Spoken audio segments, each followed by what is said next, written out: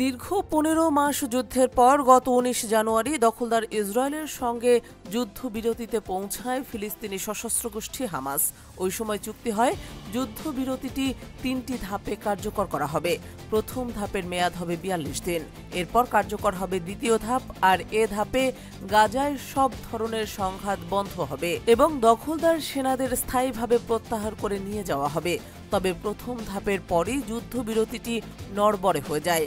সর্বশেষ গত সোমবারে দখলদাররা গাজার নিরীহ মানুষের উপর বর্বর বোমা বর্ষণ করে। এতে এক রাতেই ৪০০রও বেশি মানুষের মৃত্যু হয়। এতে করে প্রায় ২ মাস ব্যাপী চলা যুদ্ধবিরতি ভেস্তে যায়। এদিকে গাজায় সামরিক অভিযান বন্ধ এবং সেখানে অবরুদ্ধ জিম্মিদের মুক্তির দাবিতে ব্যাপক বিক্ষোভ হয়েছে ইসরায়েলে। এরপরও যুদ্ধাপরাধের অভিযোগে অভিযুক্ত ইসরায়েলি প্রধানমন্ত্রী বেনিয়ামিন নেতানিয়াহু শিন বেতের প্রধানকে গতকাল বৃহস্পতিবার মন্ত্রিসভার মাধ্যমে বহিষ্কার করেছেন। তবে ইসরায়েলের হাইকোর্ট আগামী ৮ এপ্রিল পর্যন্ত এই বহিষ্কারাদেশ স্থগিত করেছে। তা সত্ত্বেও নেতানিয়াহু জোরপূর্বক এটি কার্যকরের চেষ্টা চালাচ্ছেন, যার জেরে দখলদার ইসরায়েলের মধ্যে ব্যাপক অন্তর্দ্বন্দ্ব দেখা দিয়েছে। এমন সময় দখলদার ইসরায়েলের শ্রমিক ইউনিয়ন হিস্তাদ্রুতের প্রধান আরমন বার ডেভিড হুমকি দিয়েছেন, যদি নেতানিয়াহুর সরকার আদালতের আদেশ অমান্য করে, এটি কার্যকর করে, তাহলে তিনি বসে থাকবেন না।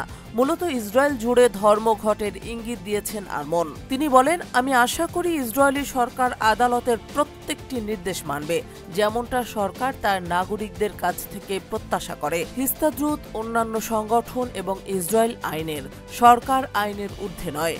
তিনি আরও বলেন, আমরা সরকারের পৃষ্ঠপোষকতায় নৈরাজ্যে পতিত হওয়ার দ্বার প্রান্তে আছি। আমি ইসরায়েলি সমাজ ধ্বংস হতে দেব না। ইসরায়েলি সরকার আদালতের নির্দেশ মানতে চায় না, এটি অগ্রহণযোগ্য।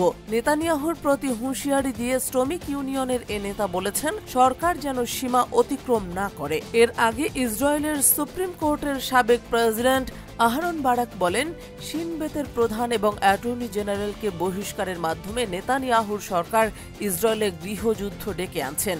তার এ মন্তব্যের পর যুদ্ধাপরাধে অভিযুক্ত নেতানিয়াহু আজ শুক্রবার একটি ভিডিও পোস্ট করেছেন। সেখানে তিনি বলেছেন, কোনো গৃহযুদ্ধ বাঁধবে না।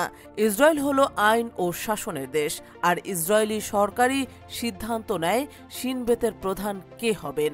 এদিকে শিন বেতের প্রধানকে বহিষ্কার করা নিয়ে সাধারণ ইসরায়েলিরা ব্যাপক বিক্ষোভ করছেন।